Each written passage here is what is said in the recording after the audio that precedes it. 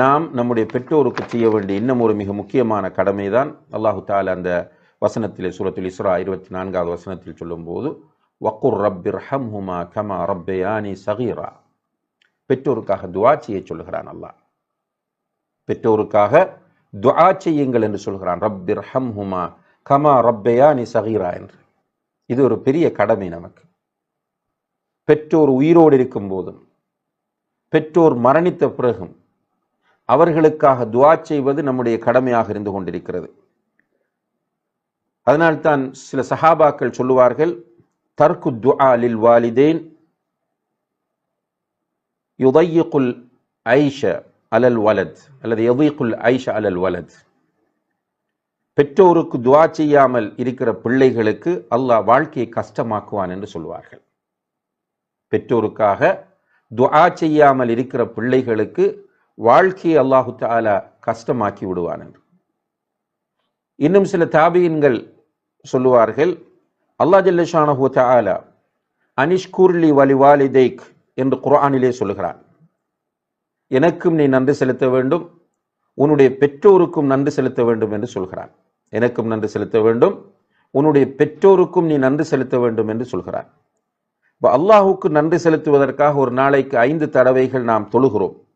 அதே போன்று பெற்றோருக்கு நன்றி செலுத்துவதற்காக ஒரு நாளைக்கு குறைந்தது 5 தடவைகளாவது அவர்களுக்கு துஆ செய்ய வேண்டும் என்று சில தாபீன்கள் குறிப்பிடுகிறார்கள். பெற்றோருக்கு துஆ செய்வது நம்முடைய கடமை என்பதை நாம் கவனத்திலே கொள்ள வேண்டும். பெற்றோர் அவர்களுக்காக நாம் துஆ செய்கிற போது, அன்புள்ள சகோதர சகோதரிகளே, நாளை மறுமையிலே சுவர்க்கத்திலே அவர்களுடைய அந்தஸ்து அதனால் உயர்த்தப்படுகிறது. முஸ்னத் அஹ்மத், இப்னு மாஜா போன்ற ஹதீஸ் நூல்களிலே பதிவு செய்யப்பட்டிருக்கிற ஒரு ஹதீஸ், நபி ஸல்லல்லாஹு அலைஹி வஸல்லம் அவர்கள் சொன்னார்கள், இன்னர் ரஜுல லதுர்ஃபஉ தரஜதுஹு ஃபில் ஜன்னah, ஒரு மனிதனுக்கு சுவர்க்கத்தில் அவனுடைய அந்தஸ்து உயர்த்தப்படும். சுவர்க்கத்திலே பல கிளாஸ் இருக்கிறது, பல படித்தரங்கள். அப்ப அந்த படித்தரங்கள் உயர்த்தப்படும். அவன் கீழ் ஒரு படித்தரத்திலே, ஒரு கீழ் லோ கிளாஸ்ல இருப்பான், அது அவனுக்கு கூட்டப்படும்.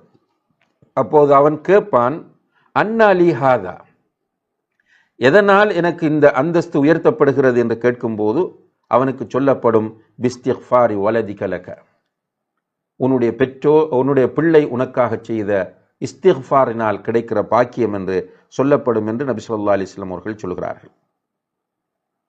இந்த உலகத்தில் உண்மையாக ஒரு பெற்றோர் விட்டு செல்லக்கூடிய சொத்துக்களிலே மிக பெருமதியான சொத்து சாலிஹான பிள்ளையாகும்.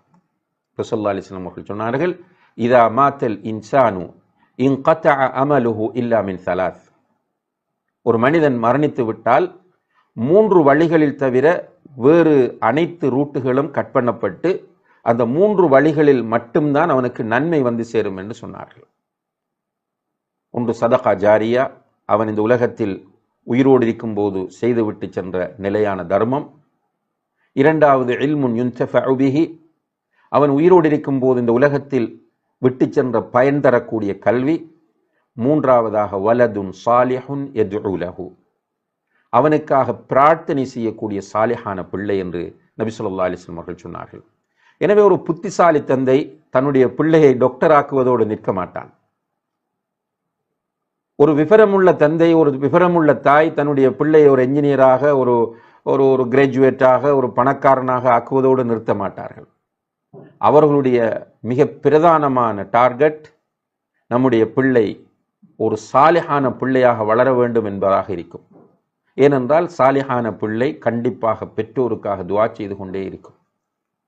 உயிரோடு இருக்கும் போதும் துஆ செய்யும், பெற்றோர் மரணித்த பிறகும் துஆ செய்யும்.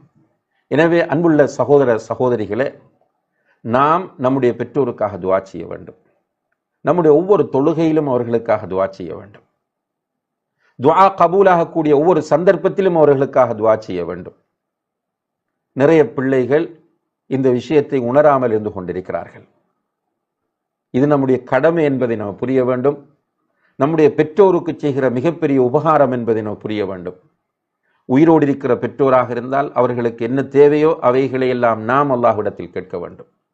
பிரதானமாக ரப்பிர்ஹம்ஹுமா கமா ரப்பயானி சகீரா என்று கேட்க வேண்டும். நம்முடைய சுஜூதில் துஆ என்கிற அடிப்படையில் இதை ஓதலாம். அத்தஹியாத்தின் இறுதியிலே ரப்பிர்ஹம்ஹுமா கமா ரப்பயானி என்று சொல்லலாம். அதே போன்று தஹஜ்ஜுதிலே ரப்பிர்ஹம்ஹுமா கமா ரப்பயானி சகீரா என்று சொல்லலாம். பிரயாணத்திலே ரப்பிர்ஹம்ஹுமா கமா ரப்பயானி சகீரா என்று சொல்லலாம். அதானுக்கும் இகாமத்திற்கும் இடையிலே உள்ள நேரத்தில் ரப்பிர்ஹம்ஹுமா கமா ரப்பயானி சகீரா என்று துஆ செய்யலாம்.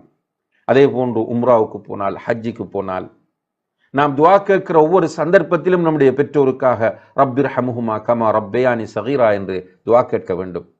அதே போல பெற்றோர் நோய்வாய்ப்பட்டிருந்தால் அவர்களுக்கு சுகத்தை கொடுக்குமாறு, பெற்றோர் மன உளைச்சலுக்கு உள்ளாகி இருந்தால் அவர்களுக்கு நிம்மதியை கொடுக்குமாறு, பெற்றோர் பொருளாதார நெருக்கடியில் இருந்தால் அவர்களுக்கு பொருளாதாரத்தில் பரக்கத்தை செய்யுமாறு, இப்படி பெற்றோருக்கு என்ன தேவையோ அவற்றையெல்லாம் நாம் பெற்றோருக்காக துஆ செய்வது நம்முடைய பொறுப்பும் கடமையும் என்பதை நாம் புரிந்து கொள்ள வேண்டும்.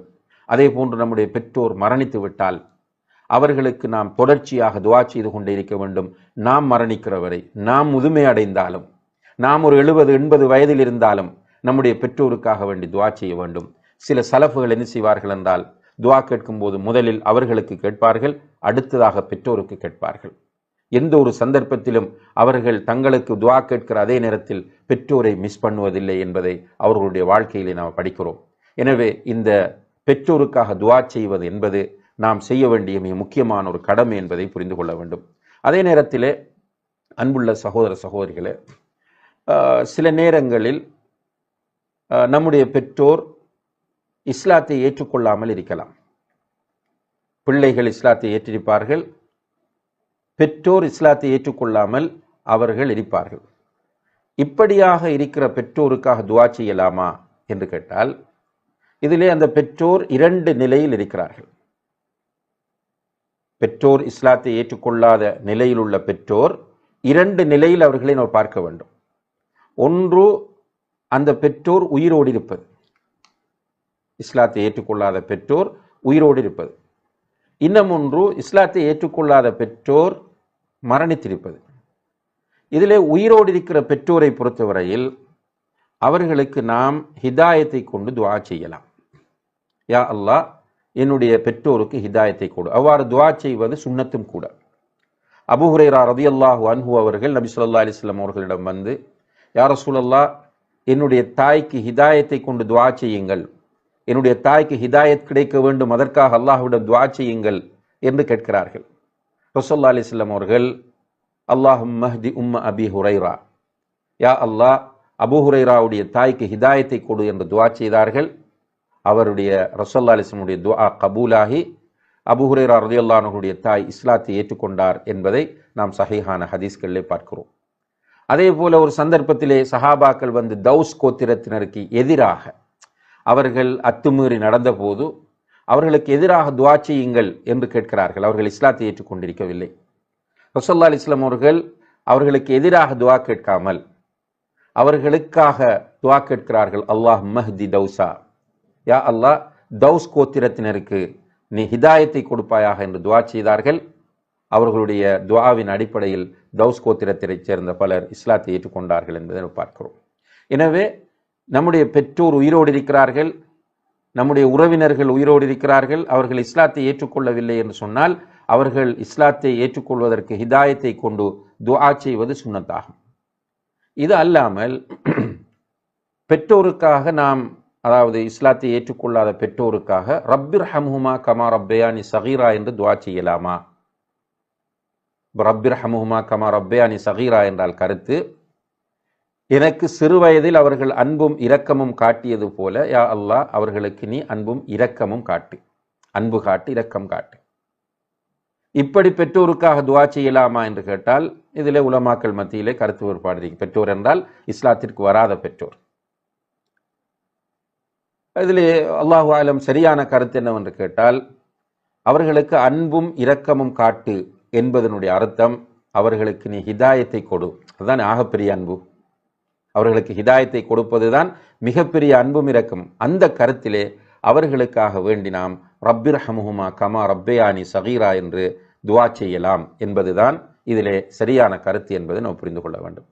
அடுத்ததாக, உயிரோடு இருக்கிற பெற்றோருக்கு உலக தேவைகளை அடிப்படையாக வைத்து நாம் துஆ செய்யலாமா? உதாரணமாக பெற்றோர் நோய்வாய்ப்பட்டிருக்கிறார்கள், பெற்றோர் பொருளாதார நெருக்கடியில் இருக்கிறார்கள், இஸ்லாத்தை ஏற்றுக்கொள்ளாத பெற்றோர் நோய்வாய்ப்பட்டிருக்கிறார்கள், பொருளாதார நெருக்கடியில் இருக்கிறார்கள், சில உலக கஷ்டங்கள் இருக்கிறார்கள் என்றால் அதற்காக துஆ செய்யலாமா என்று கேட்டால் அதிலும் கருத்து வேறுபாடு இருக்கிறது.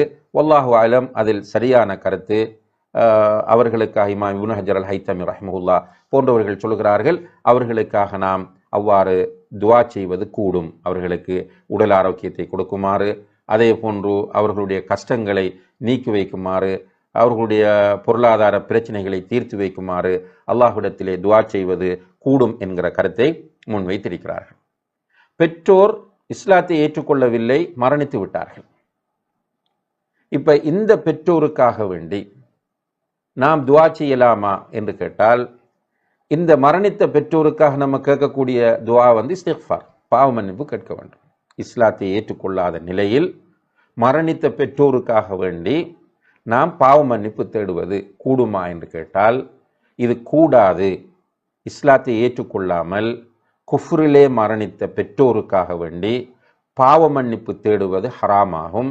அது கூடாது என்பது ஏகோபித்த முடிவாகும். அதிலே கருத்து வேறுபாடு கிடையாது. குர்ஆனும் இதை நேரடியாக தடை செய்கிறது. மாகான லில் முஃமினீன், அதாவது மாகான லின் நபியி வல்லதீன ஆமனு அன் யஸ்தக்ஃபிரு லில் முஷ்ரிகீன், அதாவது நபிக்கோ அல்லது முஃமினான யாருக்கோ அவர்கள் முஷ்ரிக்குகளுக்காக வேண்டி இஸ்திக்ஃபார் செய்வது கூடாது என்று அல்லாஹு தஆலா சூரத்து தௌபா 113வது வசனத்திலே சொல்லி காட்டுகிறார். அதே போன்று நபி ஸல்லல்லாஹு அலைஹி வஸல்லம் அவர்கள் சொன்னார்கள், என்னுடைய ரப்பிடத்திலே என்னுடைய தாய்க்காக இஸ்திக்ஃபார் செய்ய அனுமதி கேட்டேன், அந்த அனுமதியை அல்லாஹ் தர மறுத்து விட்டான். தாய்க்காக ரசூலுல்லாஹி அலைஹி வஸல்லம் அவர்களுடைய தாய்க்கு இஸ்திக்ஃபார் செய்வதற்காக ரசூலுல்லாஹி அலைஹி வஸல்லம் அவர்கள் அனுமதி கேட்டார்கள், அல்லாஹ் அந்த அனுமதியை கொடுக்க மறுத்தான். அவர்களுடைய கபரை ஜியாரத் செய்வதற்கு அனுமதி கேட்டார்கள், அதற்கு பெர்மிஷன் கொடுக்கப்பட்டது என்று நபி ஸல்லல்லாஹு அலைஹி வஸல்லம் அவர்கள் சொல்லக்கூடிய ஹதீஸ் சஹீஹ் முஸ்லிமிலே பதிவு செய்யப்பட்டிருக்கிறது. எனவே குஃப்ரில் மரணித்த பெற்றோருக்காக வேண்டி நாம்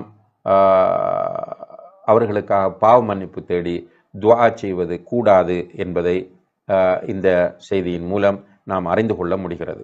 எனவே அன்புள்ள சகோதர சகோதரிகளே, நமக்கு அல்லாஹ் தந்த மிகப்பெரிய ஒரு கிஃப்ட் நம்முடைய பெற்றோர்.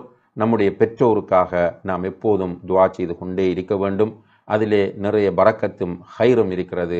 அதே நேரத்தில் அது நம்முடைய கட்டாய கடமையும் கூட என்பதை நம்ம புரிந்து கொள்ள வேண்டும். எனவே பெற்றோர் நமக்கு அல்லாஹ் தந்த கிஃப்ட்.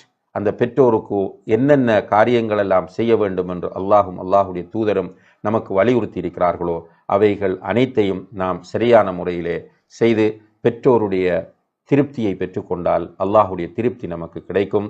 பெற்றோருடைய வெறுப்பை நாம் சம்பாதித்தால் அல்லாஹுடைய கோபமும் அவனுடைய வெறுப்பும் நமக்கு கிடைக்கும் என்பதை நாம் புரிந்து கொள்ள வேண்டும்.